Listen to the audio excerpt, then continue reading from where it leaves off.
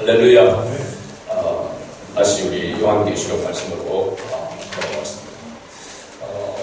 교회의 일곱 교회를 향한 그 당시 모든 교회를 대표하는 일곱 교회뿐만 아니라 오늘날 주님의 몸된 교회의 공동체를 향한 메시지가 담겨있는 말씀이 바로 요한계시록입니다.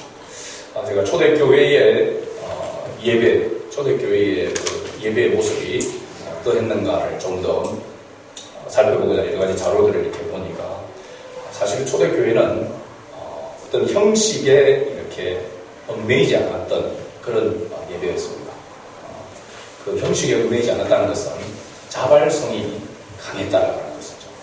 예수 그리스도를 통하여서 구원함을 받은 주의 백성들이 기쁨으로 공동체가 되어지고 또 나름대로 약속을 정해서 예배 시간, 모임을 가지고 그 모임은 단순하게 말씀만을 듣는 시간이 아닌 함께 먹고 마시며 주님의 몸과 살을 기념하고 그리고 찬양하고 하나님의 말씀을 암송하고 이렇게 하는 오늘날 예배와 크게 그렇게 다르지는 않지만 핵심이 뭐냐면 예배가 바로 하나님의 은혜에 주님의 은혜에 감사함으로 함께 모였다는 것입니다. 공동체의 모습을 강조하고 공동체의 모습이 중요했다라고 하는 것이죠. 오늘날 우리 교회의 모습 그래서 초대교회 성도들은 세상에서 바깥에서 직장 생활이나 여러 가지 일들을 하는 그 가운데서도 가장 사모하고 가고 싶은 그런 곳이 바로 이 공동체의 모임, 예배의 모임이라는 것이죠. 그래서 먹는 것, 거기서 같이 삶을 나누는 것 그런 모습이 있다는 것입니다. 그래서 문제가 생기면 가장 먼저 그 공동체에서 이야기를 나누고 거기에서 같이 고민하고 기도함으로써 위로받고 또 새 힘을 얻어서 세상 가운데서 그리스도인으로 이렇게 살아가는 그것이 원래의 교회의 모습이었다는 것이죠. 그러면 오늘날 우리가 교회의 공동체의 그런 모습 속에서 얼마나 그런 본질적인 그런 모습을 가지고 있는가를 그렇게 생각해 보게 되죠. 여러분 세상 속에서 하나님 앞에 나오는 이 시간 예배하는 시간이 여러분들 1순위입니까? 다른 어떤 약속 다른 어떤 일보다도 예배의 자리를 사모하고 정말 이 공동체의 모임 가운데 교제하고 나누는 그러한 것이 정말 마음속에서부터 사모되어지고 그래서 기쁨으로 나아오고 또 그런 공동체가 되도록 하기 위해서 서로 헌신하고 힘쓰는 바로 그게 교회의 모습인 것이죠. 그래서 어떤 지도자의 한 사람에 의해서 모여지는 교회가 아니라 서로 간의 관계성을 통하여서 모이기를 힘쓰고 그렇죠? 또 모이고 싶어지는 그런 교회 공동체가 되어야 된다는 것입니다. 실제적으로 요한계시록에서 일곱 교회 또 계속해서 일곱 인과 일곱 나팔 일곱 대접에 대한 이 메시지의 가장 근원적인 핵심은 바로 뭐냐면 우리가 하나님의 은혜를 입었다는 것입니다.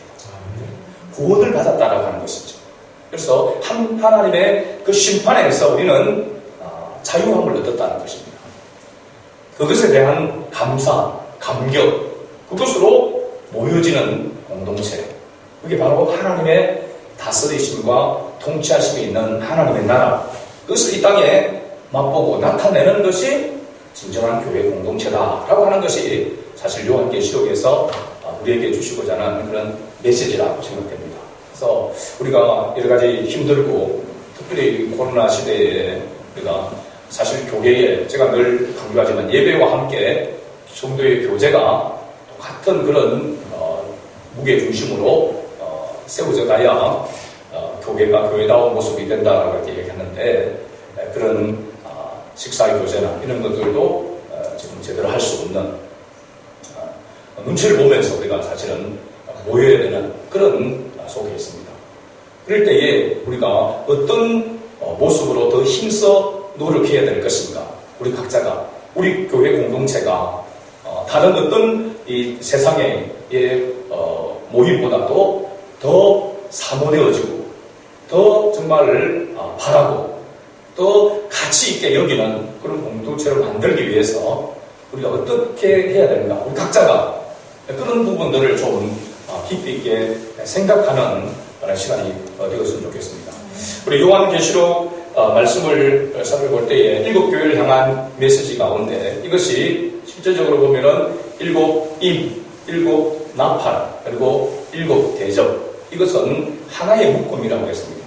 이 하나의 묶음임과 동시에 또 쇠사슬처럼 서로 연결되어 있고, 또 특별히 이러한 상징적 사건에 대해서 서로에게 또 의미를 전달해 줌으로써 확장되어지고 좀 더 구체적으로 되어갈 그러한 종말의 시대, 마지막 때를 향한 그러한 메시지가 담겨져 있습니다.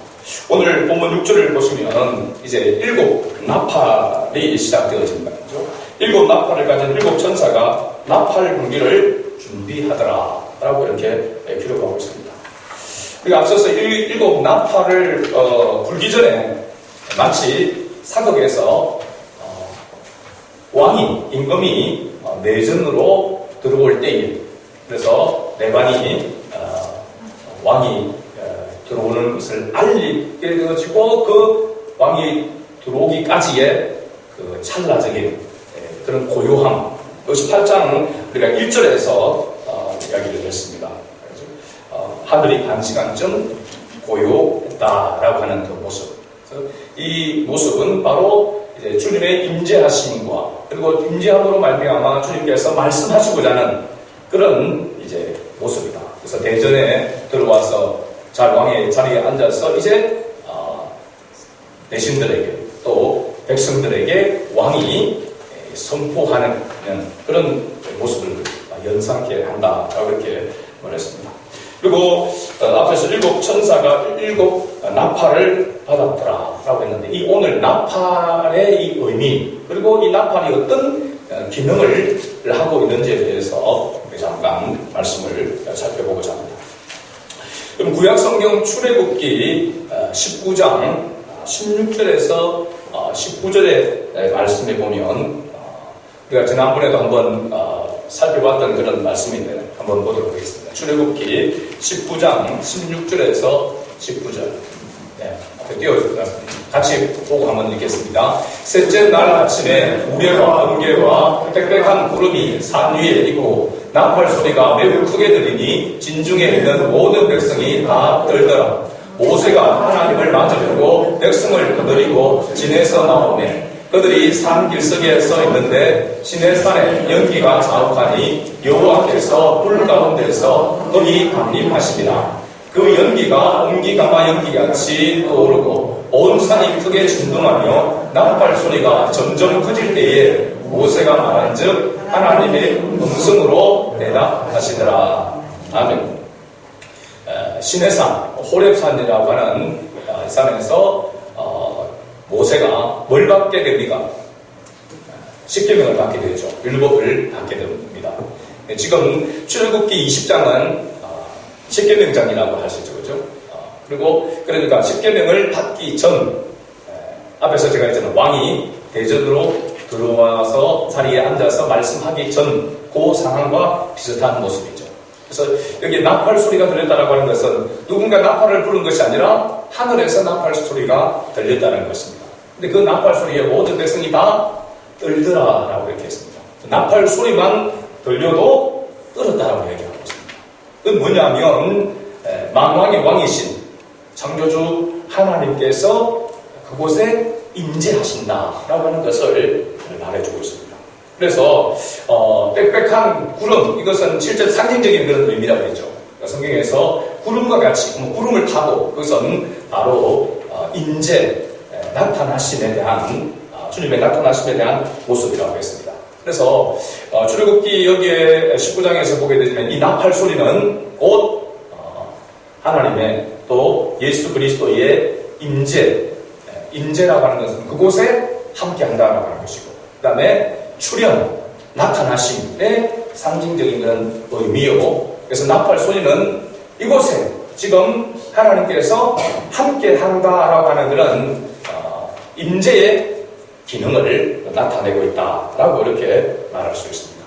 그 다음에 구약 성경 민수기 10장으로 가서 보면은 민수기 10장 1절에서 9절 말씀에 보면은 이 좀 글자가 아주 좀 복잡하게 보입니다. 한 장에 넣다 보니 그렇습니다. 같이 한번 읽어봅니다. 여호와께서 모세에게 말씀하여 이르시되 은나팔 둘을 만들 때 두들겨 만들어서 그것으로 회중을 소집하며 진영을 출발하게 할 것이라. 나팔 2개를 불 때에는 온 회중이 회방문 앞에 모여서 4개로 나아올 것이요 하나만 불 때에는 이스라엘의 천부장된 지휘관들이 모여서 4개로 나아올 것이며 너희가 그것을 크게 불 때에는 동쪽 진영들이 행진할 것이며 두 번째로 크게 불 때에는 남쪽 진영들이 행진할 것이라. 떠나려 할 때에는 나팔 소리를 크게 불 것이며 또 회중을 모을 때도 나팔을 불 것이나 소리를 크게 내지 말며 그 나팔은 아론의 자손인 제사장들이 불지니 이는 너희 대대의 영원한 율례니라. 또 너희 땅에서 너희가 자기를 압박하는 대적을 치러 나갈 때에는 나팔을 크게 불지니 그리하면 너희 하나님 여호와가 너희를 기억하고 너희를 너희의 대적에게서 구원하시리라. 아멘. 민수기에서의 모습은 이스라엘 백성이 출애굽해가지고 광야의 길에 있을 때의 모습입니다. 그래서 이때에 나팔을 불게 되는데 이것은 하늘에서 들리는 음성이 아니고 이제 누구를 통해서 불게 했습니까? 제사장을 통해서 나팔을 불게 했습니다. 여기 나팔은 그야말로 이제 무리가 이루어져 있는 공동체, 이스라엘 백성이죠. 출애굽해가지고 나온 이스라엘 민족을 이야기하고 있습니다. 그 이스라엘 민족을 이제 나팔 소리로 통하여서 통제하고 있는데 가장 중요한 이유는 바로 뭐냐면 대적을 치러 나갈 때에 나팔을 크게 불지니라고 이렇게 했습니다. 그래서 여기에서 나팔의 기능은 뭐냐면 바로 전쟁을 이야기하고 있습니다. 군대가 전쟁을 하는 할 때에 등장하고 있는 것을 보게 되죠. 여러분 군대는 군인들이 특히 훈련소에서 이제 입대해가지고 얼마 되지 않은 군인들이 제일 싫어하는 소리가 나팔 소리입니다. 어떤 나팔이냐면 6시 되면 빰빠라빰빠라빰빰빰 하면서 막 기상나팔을 이게 보게 되죠. 그러면 그 소리에 그냥 깜짝 놀라서 이제 군대가 왔구나 이런 생각도 들고 그 소리 너무 듣기 싫은 거죠. 자기 잘 때 지침할 때도 또 부드럽게 나팔을 이렇게 봅니다. 지침 나팔을 하죠. 그래서 군대는 아침 시작부터 시작해서 마칠 때까지 우리는 나팔로 시작해서 나팔로 소리로 끝난다라고 이렇게 말할 수 있죠. 그래서 이 나팔 소리는 이스라엘 백성들에게 있어서도 공동체에 있어서 전쟁 나팔 소리가 들려질 때에는 모두가 다 그 소리가 크게 부느냐, 한 번 부느냐, 2번 부느냐 이런 나팔 소리에 귀를 기울이게 만드는 그런 바로 기능을 가지고 있습니다. 그래서 특히 전쟁을 선포할 때에, 전쟁에 임하게 되어질 때에 부는 나팔 소리입니다. 그리고 마지막 세 번째는 여호수아 6장 20절 한 절의 말씀에 보면은요 이렇게 기록하고 있습니다. 이에 백성은 외치고 제사장들은 나팔을 불매 백성이 나팔 소리를 들을 때에 크게 소리 질러 외치니 성벽이 무너져 내린지라. 여기는 어떤 상황일까요? 여호수아에 나오는 6장은 바로 여리고성 함락이죠. 여리고성을 무너뜨릴 때에 여리고성을 점령할 때에 가장 크게 동원된 주무기 요즘으로 하면은 킬체인이라고 할 수 있고 또 요즘 또 보면은 독침무기라 이렇게 이야기합니다. 한 방에 적을 충격을 타격을 줄 수 있는 그러한 무기를 이야기하는 거죠. 여리고성을 무너뜨리기 위해 있어서 핵심적인 바로 무기가 뭐냐면 나팔이었다. 매일 나팔을 불게 했습니다. 그리고 마지막 날 나팔 소리를 열 때에 온 백성들이 함께 소리를 지를 때에 여리고성이 무너져 내렸다라고 이렇게 이야기를 하고 있습니다. 그래서 여호수아서에서의 이 나팔 소리는 어떤 기능을 했느냐 하면은 바로 심판을 이야기하고 있습니다. 그래서 결론적으로 보면은 나팔과 관련하여 세 가지 결론을 이렇게 보면은 첫 번째 기능은 주님의 임재, 나타나심을 그런 기능으로 사용되어지고, 두 번째는 전쟁이었습니다. 세 번째는 그 전쟁으로 인한 결과로 심판을 이야기를 하고 있는 것입니다. 그렇다면 오늘 본문에 우리 7절 말씀에 등장하고 있는 이 첫째 나팔을 불 때에 이 심판은 우리 그리스도에게 어떤 심판을 말하고자 하는 것인가 라고 하는 것을 우리가 생각해 볼 필요가 있습니다. 7절을 다시 한번 읽어볼까요? 첫째 천사가 나팔을 불니 피 섞인 우박과 불이 나와서 땅에 쏟아지매 땅의 3분의 1이 타버리고 수목의 3분의 1도 타버리고 각종 푸른 불도 타버렸더라. 그렇습니다. 첫째 나팔을 보니까 피 섞인 우박, 우박이. 우박은 우리가 가끔 이렇게 봅니다. 특히 우박이 어느 때 많이 떨어집니까? 가을에, 그죠? 가을에 막 먹구름이 팍 깨졌을 때에 날씨가 이게 약간 엄산하고 쌀쌀하면서 기온이 좀 떨어지고 할 때에 이 우박이 떨어질 때가 있습니다. 늘 때 보면 뭐 콩알 만한 우박이 떨어지기도 하고, 어떤 데는 제법 큰 그런 우박이 떨어질 때가 있습니다. 성경에서 구약 성경에서 살펴볼 때에 이 우박이 어느 때에 어떤 재앙에서 나타났나요?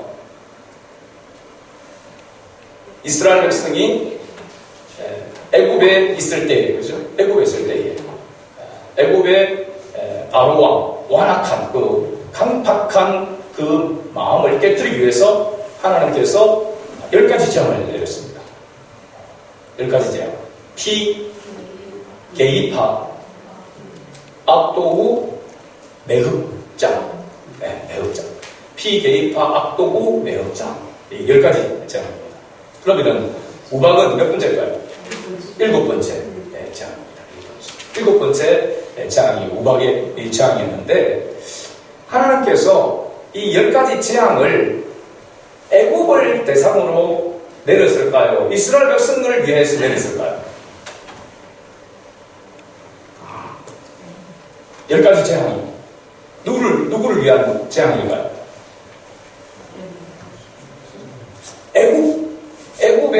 애굽을 대상으로 심판하는 재앙이었습니다. 그렇죠? 그 핵심이 바로 누구냐면 바로 왕이죠. 바로 왕의 강팍함을. 그런데 하나님께서 왜 바로 왕의 그 강팍함을 깨뜨리기 위해서 이런 재앙을, 특별히 마지막에는 장자의 재앙, 첫 것을 다 죽이는 이 재앙을 내렸을까요? 누구를 위해서? 결론적으로 보면은 이스라엘 백성을 위한 것이죠. 이스라엘 백성의 뭘 위해서? 자유를 위해서.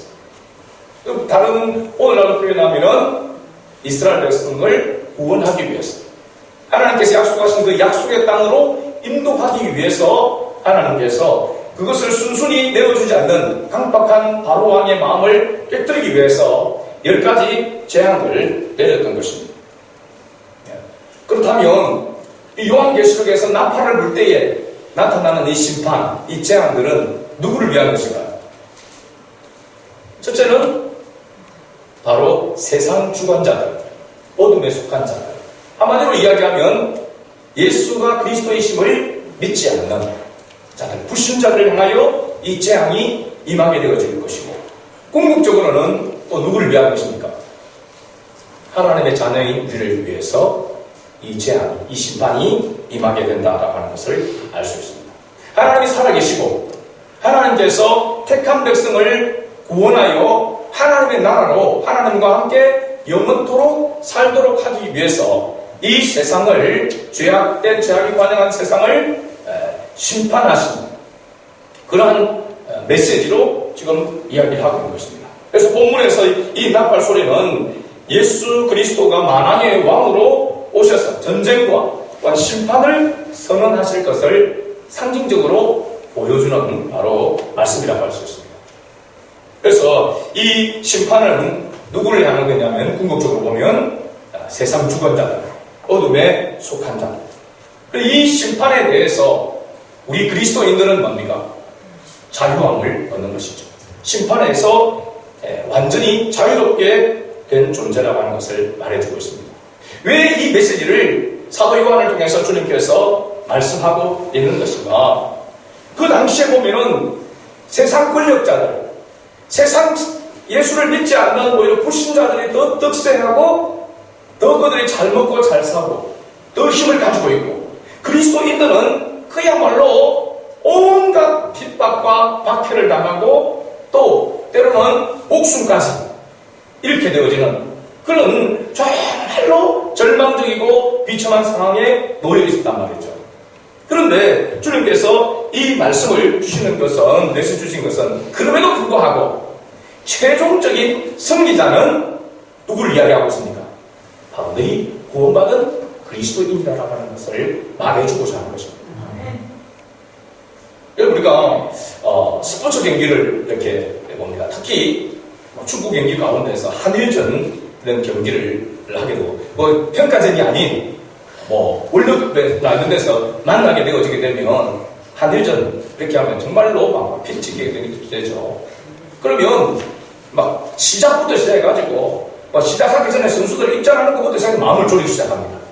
과연 어떻게 될 것인가. 그렇죠? 특별히 우리가 2002년 월드컵 때에 스페인과 4강전에서 이건 사실 우리가 게임이 안 될 것이다 생각했는데 그 가운데서 막 정말 기적적으로 PK까지 가가지고 거기서 승리하게 되죠. 그걸 지금도 막 계속 시도 때도 없이 재방송을 합니다. 2002년에 태어나지도 않은 애들도 막 그걸 보고 있죠. 우리는 하도 많이 봐가지고 이제 그 다음 장면이 뭐가 될지도 다 이제 알고 있죠. 마치 우리가 스포츠 경기를 재방송을 볼 때에 결과를 알고 보는 것과 그리고 생중계로 볼 때의 그 모습은 완전히 다르잖아요. 그죠? 생중계로 볼 때는 막 1분 1초도 마음을 놓지 못하고 졸이면서 막 집중해서 보게 됩니다. 재방송을 볼 때는 어떻습니까? 이거 저렇게 해서 할 거다. 저 누가 골 넣었다 하고 또 세리머니를 어떻게 할 것이다 라고 하는 거지 다 알고 있습니다. 그러니까 마음 졸이면서 보는 게 아니고 이긴 경기는, 승리한 경기는 즐거워하면서 보게 되어지죠. 바로 오늘 본문의 이 말씀이 이와 같은 모습입니다. 그리스도인에게 마치 이 스포츠 경기에 있어서 재방송을 보는 것과 같은 모습을 보여주기 위해서 지금 주님께서 사도 요한을 통해서 이 환상을, 이 예언을 말씀하고 있는 것입니다. 지금 너희가 마치 지는 것 같고, 지금 너희가 실패한 것 같고, 세상이 득세하고 세상 주관자들이 승리하는 것 같이 보여지지만 그렇지 않다. 결국 최종 승리자는 바로 너희가 될 것이다 라고 하는 것을 이제 미리 보여준 것이죠. 왜 이것을 보여주겠습니까? 하지 말라고. 낙심하고 절망하지 말라. 소망 가운데 인내하라.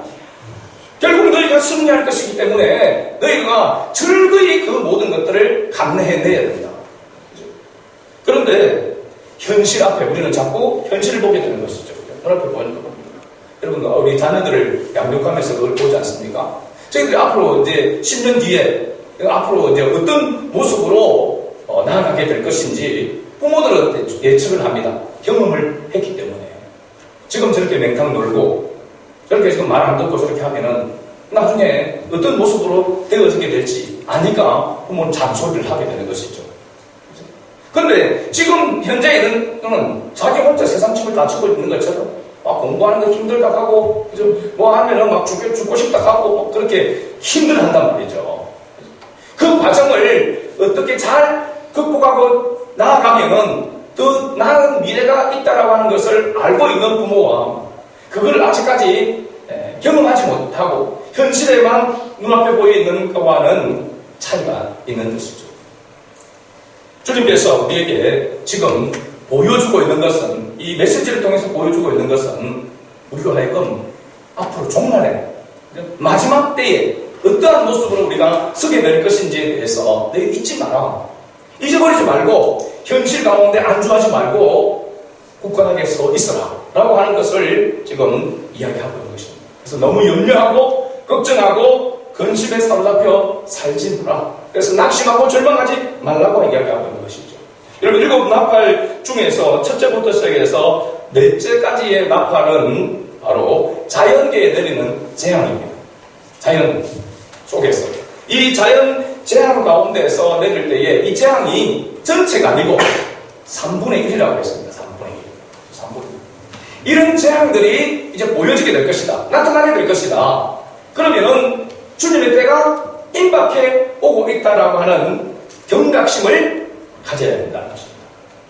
나팔 소리가 우리가 나팔 소리를 듣지 못하지만 나팔 소리를 통하여서 나타날 재앙들에 대해서 지금 예고하고 있는 이 모습대로 세상이 흘러가고 있다면, 그런 현상이 나타나고 있다면 우리는 때가 얼마 남지 않았구나, 주님의 때가 임박했구나, 이제 신랑 되신 예수님을 맞이할 준비를 더 힘써 해야 되겠구나라고 하는 그런 경각심을 가져야 된다는 사실입니다. 그러기 위해서 지금 이 메시지가 나타나고 있는 것이죠.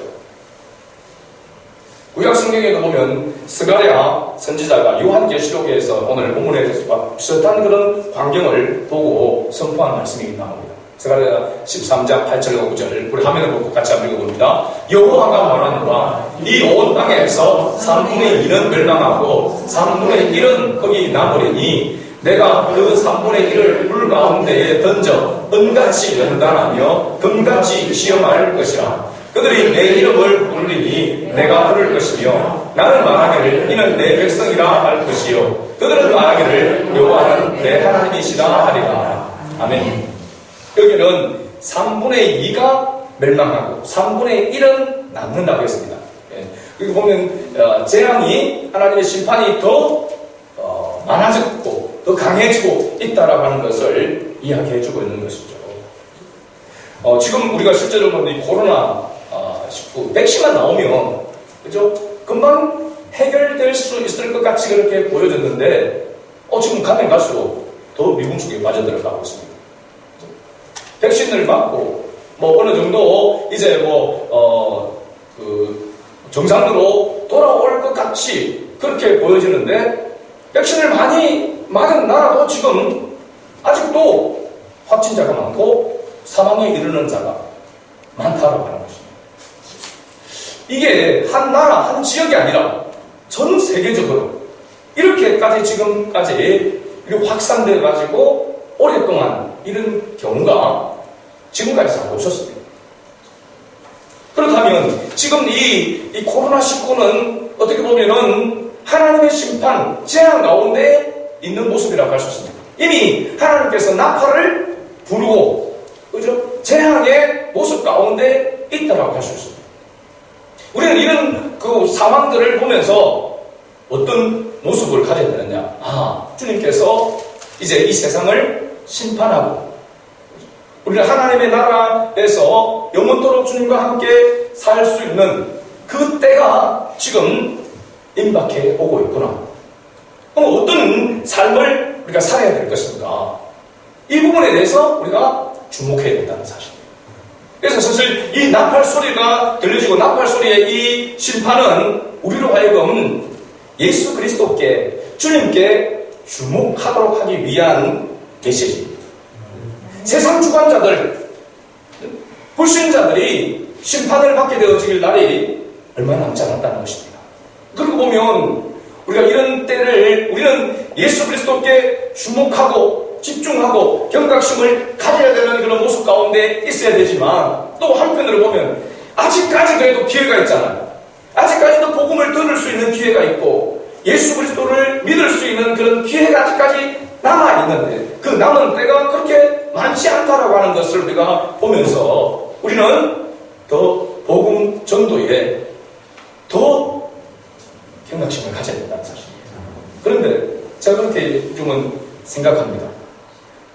교회에 그리스도인들이, 우리 성도들이 교회에 모이는 것, 교회에서 예배하고 성도끼리의 교제가 1순위가 되고 가장 어떤 것보다도 가장 소중하고 가장 가치 있다라고 하는 것을 우리가 스스로 느끼지 못한다면, 또 그것을 위해서 우리가 살아가지 않는다면 전도는 무의미한 것입니다. 전도지를 나누고 복음을 전하고 예수가 그리스도라고 하는 것을 우리가 선포하는 것이 그 말씀 그대로, 복음의 능력 그대로 나타나지 못한다는 사실입니다. 왜? 우리가 복음에 합당한 삶을 살고 있지 않으니까.